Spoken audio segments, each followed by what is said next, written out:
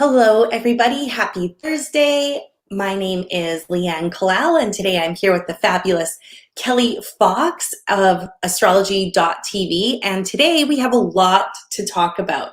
So, as you guys may or may not know, if you would know, if you've been tuning in, we are in eclipse season. What does eclipse season mean? It means that we have eclipse after eclipse after eclipse. And so we've had two previously. We started off what are we? We started off June with a lunar eclipse, and then we recently had a solar eclipse on the summer solstice. And then now coming up this weekend, either July 4th or July 5th, depending on where you are in the world, we have our final lunar eclipse in eclipse season. But this one is even more final because it's marking the end of a period, an eclipse period that started January 2018. And I see some of our regulars joining us. Hello, everybody. Thanks for tuning in today. Can't believe it's July. And so, Kelli, do you know what? Let's just get this show on the road. We've got a lot to talk about. I grabbed my notebook because I'm going to be taking notes. I know there's a lot in here for me. Things have been bubbling, that's for sure. Hi, Leanne, and hi, everyone, and hi, Nikki, hi, Bob, hi, everyone. Yes. I'm thinking, where do I even begin with this? So July. We're already in July. Happy July, everyone! If you can even believe that. Yes, and thank you for saying that, Nikki. My 2 p.m. Zoom. Yes, I do it for my newsletter subscribers. And I have so much fun doing that. So hi, Nikki, I'll look out for you. So July. So it starts off, well, actually, it started off. Oh, my goodness, Leanne. It started off yesterday with Saturn, the planet of karma, responsibility, obligation, discipline, duty, authority, rules, structure, regulation. And did I say karma? Karma. So Saturn moved retrograde into Capricorn. And that should be a da-da-da-da, because Saturn and Pluto came together in January, and they are the two heaviest hitting planets of our solar system. Pluto is a planet of change and transformation, and not in a la-di-da way. It's like a sort of forceful way. And so Saturn and Pluto conjunct January 13th, that has been the theme of 2020. And so the last time Saturn and Pluto came together was in 1982, and we had another pandemic. And then the last time they were opposed, or the major angle that they had, was 2001. So Saturn is part of this. I'm thinking, what's the right word here? Saturn is part of this mix of what's going on. And it moved into Aquarius in March, on March 21st of this year, but it's only been there since in Aquarius, March 21st through yesterday. And so now we've got Saturn retrograding, meaning appearing to be moving backwards in Capricorn. What does all that mean? Okay, so it means that we are reviewing something from the past to do with our rules, our regulations, our structure, our leadership. Saturn in Capricorn is about big business and government, and it's about what supports us and what are we looking at for the future, basically Saturn in Capricorn. But because it's retrograde, it definitely is all about looking to something from the past. And the other thing about Saturn in Capricorn is that it's a very traditional energy. It's very traditional. It's very conservative. It's very much about not taking any risks or chances with anything. Now, March 21st through yesterday, when Saturn did move into Aquarius, it's like that's when we can expect the new. That's when the energy, when Saturn does move back into Aquarius in December, where it will be through March 2023, that is when we can expect big changes. I mean, we all know that 2020 is a year of getting ready for something. Like of course, we've all been disrupted in varying degrees. And so that means that we are getting ready for a major shift. And I'm getting goosebumps as I say that, but it's like we're getting ready for a major shift that's going to come about in 2023. So now with Saturn just retrograding back into Capricorn, where it will be through mid-December of this year, it's very much about, let's get things sorted out. Let's sort of close the loop on situations so we can all move forward in 2021 into the future, into our bright, shiny future. So that's what Saturn in Capricorn is. And if you're a cardinal sign, and that's Aries, Cancer, Libra, or Capricorn, or have any planets in the cardinal signs, this will be affecting you more so, or what I'm saying might resonate with you more so, because the cardinal signs are all about new beginnings. They're the leaders of the Zodiac. They lead us into new directions and so on. So, the cardinal signs will be leading us into, the new. So we also have a lunar eclipse, as you said, Leanne, this weekend. And depending on where you are in the world, for most people it's on Sunday, but if you're in the Pacific time zone, it's very late Saturday night. So this lunar eclipse is in Capricorn. So we've got all this energy going on in Capricorn, and then of course Cancer, because we're in the season of Cancer, the crab. And so if you're one of those signs, this energy will be affecting you more so. But a lunar eclipse is a supercharged full moon. And it really, and I say it all the time over and over, a full moon is like a giant flashlight in the dark night sky. So what that means is that the full moon usually highlights or shines the light into the darkness. So in other words, things that have been sort of bubbling and brewing beneath the surface come to light.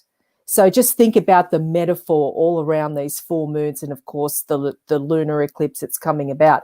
We're already feeling the effects now, and I would love to know if anybody's feeling the effects of this lunar eclipse already, because it's definitely about intensity. It's about culmination. It's about, you've got to share with us. You're feeling it, right? Yeah. Oh, yeah. I was just raising my hand. I'll unmute myself, but I've just felt a lot of intensity, and it just seems like every day I'm like, am I going to pop? What's going on here? Why does it feel like I might just pop like a balloon?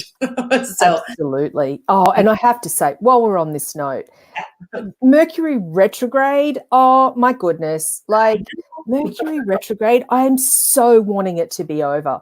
Yeah. So, it's just one thing after another. And that's what happens sometimes with these planetary energies. It will depend where they actually fall in your natal birth chart.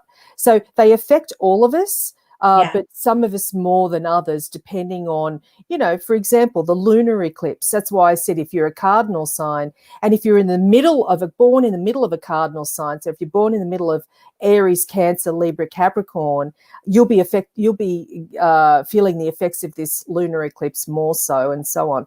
So just to say, this Mercury retrograde, I want it to be totally over, because it started recently, and then it's going to finish July 12th. So that's a date I have marked in my calendar in a big circle. July 12th. That's soon. 10 more days. We can do it. Then I know there's a bit of the shadow, but 10 more days. So that's a good thing. Yes, that's right. And again, the Mercury retrograde is in Cancer, a cardinal sign. So that's why I keep saying the cardinal signs, Aries, Cancer, Libra, Capricorn. So, I guess I'll talk about it next week. But, just thinking about the Mercury retrograde and just having a little peek at my calendar, next week, be very careful with communication. Be very careful with, what you say, especially the cardinal signs, Aries, Cancer, Libra, Capricorn, because Mercury retrograde will be forming a very challenging square to warrior Mars. So Mars, if you remember from last week, moved into Aries, and it's an extra long cycle for Mars because it turns retrograde in September. So, Mars in Aries is a very fearless, brave energy. It's very courageous. It's very, it's the person that has Mars in Aries is always the person on the front line, whatever that might be. So it's a bold, courageous, fearless energy, but it's spontaneous. And spontaneity is a good thing mostly, but sometimes it's like not thinking through things. So there's a bit of a clash with planetary energies right now, with Mars in Aries wanting to be really gung ho, and then you've got Saturn just retrograded back into Capricorn, which is the complete opposite. It's like, no, stop and slow down and pay attention to the rules. This is the way we've done things, and it's the way we're always going to do things. It's that sort of mindset. Well, and do you know what, Kelly? So as you're talking about all of this, and I'm reading the comments here, and it definitely sounds like people are feeling the effects. And I know personally the way I've been feeling, I'm like, it's just an intense time. And I am being taken back to a couple of months ago when we decided to throw the Soul Summit last minute. Mm-hmm. Yes. We put together the Soul Summit. And so I know, Annie, your comment really resonated with me, because you said, I'm raw and on edge, and normally I'm enthusiastic and positive and strong. So if anyone listening to us now joined the Soul Summit, then please comment and let us know, but you'll know what it was all about. So basically what we did is we gathered our favorite experts and some of our favorite contributors and top contributors and experts at numerologist.com, and we put together a live global 8-hour session. Thank goodness we didn't do that during Mercury retrograde. But it was so much fun. We actually had thousands and thousands of people joining us from all over the world. And today we've decided to release these recordings. And so I'm going to share a link. It's $11 for like 8 hours of content. Plus we've included a ton of bonuses in there because we want to help make 2020 the best year yet. And I know personally, I'm going to go rewatch that Soul Summit because I left there feeling so motivated and so positive and filled up with like an understanding of what's going on, but actually like, okay, and what can I do about it? So anybody who's looking for some extra inspiration and some positivity, the Soul Summit's for you. And I'm going to share that link. And yours truly was part of the Soul Summit as well. Yeah, she was like a 3-hour part of the Soul Summit. So I know, right? I was in the beginning and then the end, and I was doing chart readings, and I had so much fun doing it. And I actually wanted to ask you, Leanne, can we please do another one? And I know there was some like technical issues and whatever else. So, but I would love to do it again because it was incredible. Not just of course from me, but from everyone else. And it was truly amazing. And the funny thing is I was just sort of like telling everybody on this page I was doing before all about the Soul Summit and how amazing it was because, 2020 has been such an incredibly intense, challenging, words escape me. Help me here. But it's like everybody's, we've all been going through it in, varying degrees and whatever, but it's like, it's just unbelievable. But taking a step back from that, and it's like, well, why are we going through this? Like what's going on? And it's like we're moving through a portal. We have to get ready for the future. And change a lot of times is never that easy. And so, we're sort of getting a bit of a shove from the cosmos. And that's really one way to look at it. But just finishing off with July, and then I want to talk about what each zodiac sign can expect for July and so on. So, we've got this new moon. So as you said before, Leanne, this will be the final eclipse of this eclipse season. We've had 3 eclipses, or we're going to have 3 eclipses in this season. Eclipses come in pairs or threes, and this is the final one in the series of 3, and also in a bigger series or a bigger cycle from 2018. So we'll be moving again. It's another indicator that, yeah, we're moving into a new cycle or a new season of eclipses. And that's going to come about November 30th, when we've got our brand new cycles of eclipses. So, you know, when we look back to eclipses from 19 years ago, and what was going on for us 19 years ago will give us some insight into, you know, what's happening, you know, at this time. What are we going to wrap up? And that's what this Saturn retrograde is doing as well. It's like it's making us review something and complete something. So you've got this final eclipse in Capricorn, on the Capricorn Cancer axis, and the Saturn retrograde in Capricorn. This is about completion. This is about finishing things. This is about taking care of business, really, is what it means. So we're looking now that the next major lunation from eclipse season will be July 20th, and it's going to be a new moon in Cancer. And that sounds good to me, until then I started digging into it, and I was like, oh, so what this is, you know, like the moon rules Cancer. So the moon and Cancer are going to be delighted to be coupled up together on July 20th. But then you've got this Saturn and Pluto and Jupiter thrown in for good measure, Jupiter, the planet of excess, opposing or opposite the new moon in Cancer. So it's going to be very interesting to see how that plays out, particularly, you know, on a global stage, because the outer planets, and that's Uranus, Neptune, Pluto, anytime they're involved or wrapped up in something, it means affecting us all globally. So what this means is that, you know, July 20th is a time, around that time is when we've got to find a middle ground. We've got to find, and I'm not just talking in the world, I'm talking personally as well for all of us. In some ways we've got to give a little to get a little, and that's really what the theme of the new moon in Cancer is going to be about. Of course, I will talk about that, you know, in coming weeks, but this is a July overview for all signs, and so this is sort of like to give everyone a little bit of an idea of what's going on. So, you know, for me personally, it's that Mercury retrograde. It's driving me nuts. So and you know, really the bigger energies here are the Saturn retrograde, and then of course the lunar eclipse, and then the new moon coming about July 20th. And again, you know, if you're a cardinal sign, Aries, Cancer, Libra, Capricorn, have any planets in the cardinal signs, this will be playing out more so.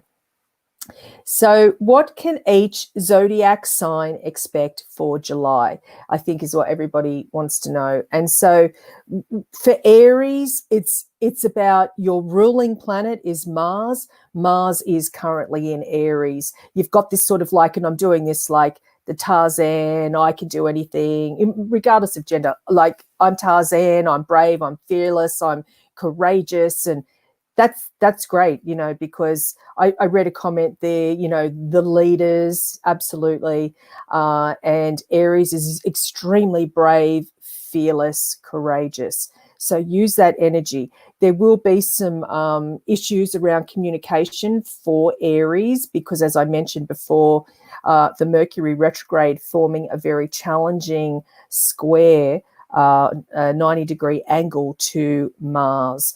So it's sort of like, you know, Aries is a spontaneous sign, but it's going to be really important to think before you speak, because people are feeling extremely emotionally charged anyway, but particularly I'm speaking from an astrological point of view. It's like, so just think through, you know, Mercury retrograde will be over soon, but it's like next week, try not to shoot from the hip. So Taurus, what's going on for Taurus at this time? It's very much about your ruling planet Venus is now direct, so that's good news, because Venus, planet of love and money, is the ruler of Taurus and Libra. So this is great news for those two signs, and it's no longer retrograde. So we can move forward. Taurus, you can move forward with love and money, basically. And so how does the lunar eclipse and Saturn retrograde affect Taurus? It's actually not so bad, because it's in a compatible sign. So, the lunar eclipse and Saturn retrograde, as well as the new moon in Cancer, they're all in compatible signs to Taurus. So that's actually very good news for Taurus. But the thing that's going on for Taurus now for the next couple of years is Uranus, the planet of the unexpected, is in Taurus. So Taurus being a fixed sign, the other fixed signs, Leo, Scorpio, and Aquarius, Taurus is getting a bit of a shake-up because Taurus gets really comfy and doesn't like to sort of change routine. So with Uranus in your sign, and particularly turning retrograde mid-August, there will be a shake-up. But nothing you can't handle, but it's just be prepared to sort of change routines, as we all are at this time anyway. Gemini, for you, well, Mercury is your ruling planet and Mercury is retrograde. So, and it's in Cancer. So you might find that, Gemini is very quick, clever, witty sign, an intellectual air sign. The other air signs are Libra and Aquarius. And so Gemini is very much about, is a very good multitasker. If you think about the symbol of Gemini, it's the twins, because there's so much energy and so much spark around Gemini that you need two people to manage all that energy. That's why Gemini has the sign of the twins. But Mercury, your ruling planet, is currently in Cancer. So it's a very emotional sign. It's very much about thinking. Thinking comes with how you're feeling, whereas Gemini's just thinking is thinking. So there's a little bit of friction there with your ruling planet in a sign that's more emotional than intellectual. So, and especially next week when your ruling planet does form that challenging aspect to warrior Mars. So it's just slow things down a little bit and know that not everybody, Gemini, can keep up with you all the time because you are so quick and clever. Cancer, for you, so you're one of the cardinal signs. So there's changes that have been coming about for you over the past couple of years. And so 2020 sort of, highlights that. And the new moon on July 20th marks the annual new year for Cancer, the sign of Cancer. And if you're born towards the end of Cancer, that applies to you more so. So what might be coming about for Cancer, the crab, is you might feel that people are not understanding what you're saying to them, not just because of the Mercury retrograde, but because around the new moon on July 20th, it's like you've got to find that compromise. You've got to find that balance. And remember what I said before, you've got to give a little to get a little. That's really what it's going to be about for Cancer.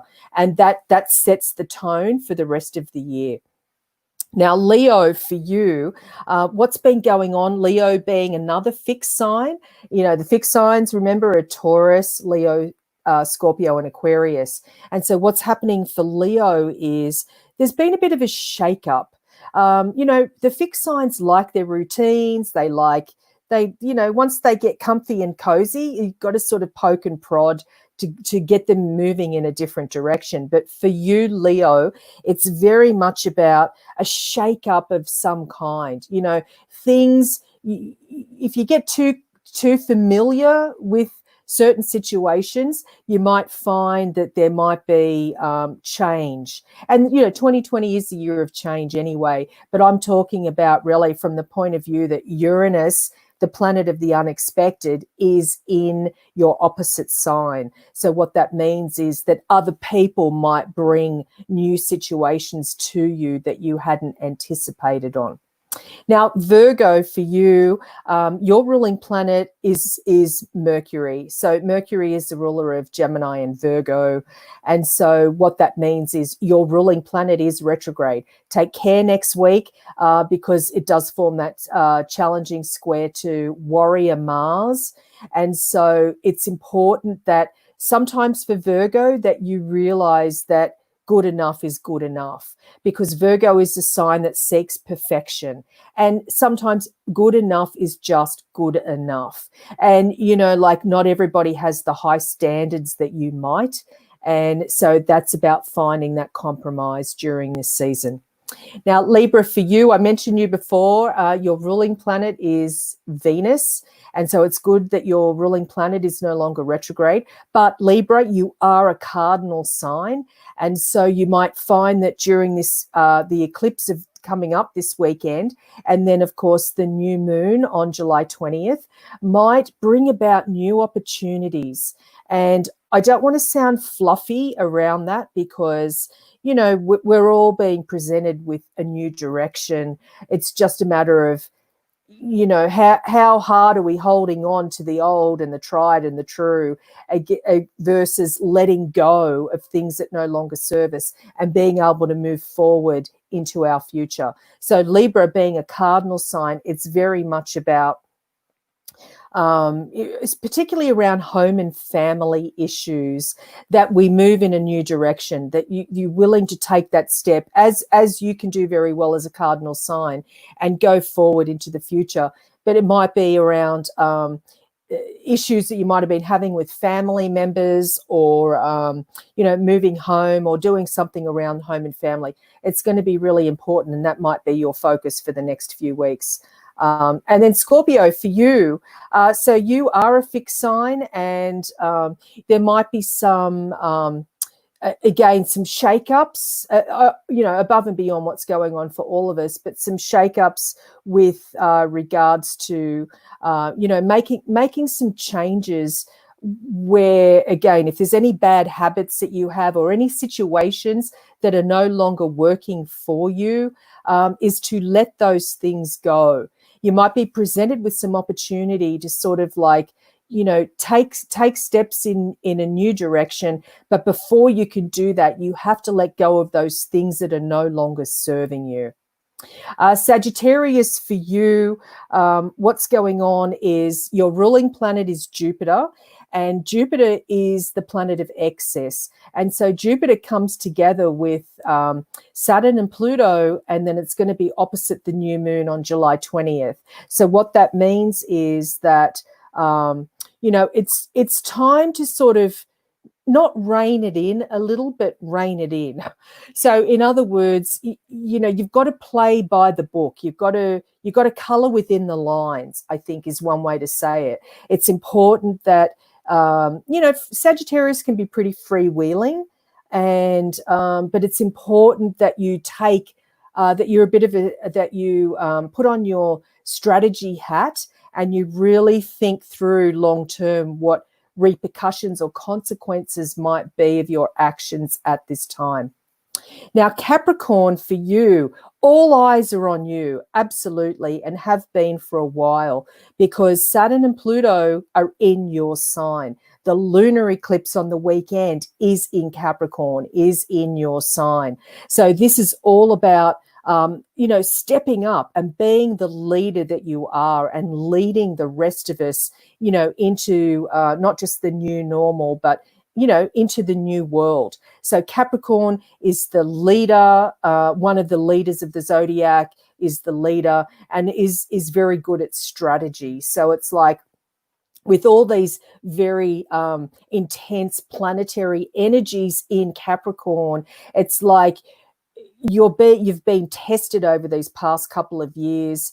Look back to 19 years ago to when we were in the same eclipse cycle in your sign, and review, because remember Saturn is retrograde and Mercury, so it's like review things from the past and lay much stronger and steady foundations, and that's what will help sort of propel you, or you could use as leverage into the future.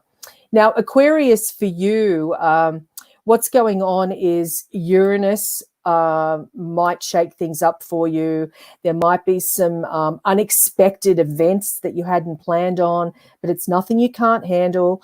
And also, this is a time with Saturn Saturn is a co-ruler of Aquarius. It's the ancient ruler of Aquarius. This is a time to sort of get your ducks lined up, get everything lined up in a row. So when it comes to the end of the year and beyond, particularly 2021, you're ready for anything and you're ready to take on so much more than what you ever thought you would have to do. But again, it's nothing you can't handle, because we're all going to need the brilliant mind of Aquarius to lead us into incredible innovations and breakthroughs and inventions. Aquarius is the genius of the zodiac. And then finally, we've got Pisces. And so for Pisces, this is very much about these big planetary shifts and changes. It brings a grounding, because Pisces is a gorgeous, creative, caring and compassionate energy. And so with these harder, challenging influences, it does bring Pisces back down to reality and back down to being grounded and bringing opportunities actually to look into the future. Now, Neptune is currently in Pisces, and Neptune is the ruling planet of Pisces. So there's an amazing amount of psychic ability that Pisces is being gifted with at this time. Pisces is definitely the intuitive psychic of the zodiac, but having your ruling planet in your sign really gives you that extra boost and oomph that we need at this time. So it's like the caring creator gets this very much this energetic psychic boost. It's good to know that I'm a Pisces, so that feels good to know we've got a boost. And someone in the comments said, "Oh, it's tough being a Pisces. We have to wait till the end." And I feel you, and I feel like it's a Pisces thing to say. So if you and Helena, look at this one. Helena, wait, where did it go? I've lost it. I don't know. Alana says, "I don't want to be grounded." I know, I get that. So Kelli, I know we're at our time, but there's one question that's standing out to me, and I'm just really curious to hear your take on this. Mm-hmm. So Hinamoa, she asked, or he, I'm sorry, I cannot, and I'm sorry if I pronounced that wrong. They asked, what can you say about the portal opening from July 4th to the 7th? Now, you always hear people talking about portals. We're going through a portal. They usually align with astrological events. And as a professional astrologer, I'd love to hear your point of view on this. Well, it's just what I've been saying. The portal is the lunar eclipse, and it's around the eclipse, and usually the portals happen. Portals are not typically astrological. They're something else, but they do happen around these major events of eclipses. Mm-hmm. It's usually from what I've seen of that. So basically, it's like laying the foundations and the groundwork and the structure to prepare for the future. So that's really what 2020, the whole year really is about, with this Saturn-Pluto conjunction. Yeah, absolutely. 2020, but yeah, that's how I've always thought about them. It's like at the time there's an energetic shift, and it's a really good opportunity to be able to make some changes, get focused or get clear on what do you want to create in your life, and really just kind of riding the wave and choosing to step through or step into a new way of being. Mm-hmm. And I want to read the comments because I want to make sure I address it. And Alana says, why does Pisces always have to wait until the end? I know. But you know why? Because Pisces has been through the incarnations of every zodiac sign.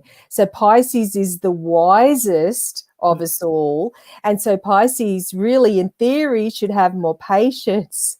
That's why Aries has to go first, because they're the most impatient sign. And Pisces really is the caring, compassionate sign and can handle it more than any other sign. So hopefully that answered that. Yeah. And then for everyone who's tuned in and you didn't hear your sign, that means that Kelli had already talked about it. Every week she goes through all of the sun signs. And so as soon as we end this, it's going to be live and you'll be able to watch and rewatch as much as you want. And speaking of rewatching, check out the Soul Summit, the Soul Summit sessions, or the recordings of the Soul Summit, which was an incredible live 8-hour event with Kelli. We had Elizabeth Harper, Roy Kirkland, who is like behind the scenes, our mastermind, numerologist at numerologist.com. Nat Piscetti or Nat Olson was with us, and who else? There was Hayden Crawford. It was such an incredible event, and this is, I feel like we've decided to share it at the perfect time, because let's get another boost of inspiration to keep going.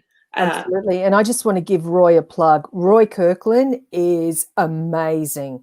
Yeah, he has so much respect in the astrological world. He absolutely does. And I know he's a master numerologist as well. And I want to say Mark Fletcher, hello, ha, ha, ha. Did you see that, Leanne? Mark's corny joke. The opticians who said we had 20/20 vision lied. I did see that. I saw that. The comments are pretty, they keep me busy. I'm multitasking. I'm using that. I don't really have any Gemini in my chart, but listening to you and reading the comments. Yes. There's some good ones. All right. Well, thank you so much for joining us, Kelli. These are always incredible. And I love all of our conversations, but these monthly forecasts are so helpful. And thank you to everyone who's joined us today. If you've loved this, please give us a thumbs up or give us a little heart. Make sure to share this with your friends and loved ones, and take them in the comments below so they can get access to all of this wonderful information as well. Thank you. Can I just quickly say, if anybody wants to join, I do my 2 p.m. Zoom events every Thursday, 2 p.m. Pacific. You can get on to those events, free events, astrology.tv/newsletters. And I just have amazing people on those events. I really, really love doing those too. Yeah, thanks, Leanne. And thanks, Kelli. And thank you. See you. Bye, everyone.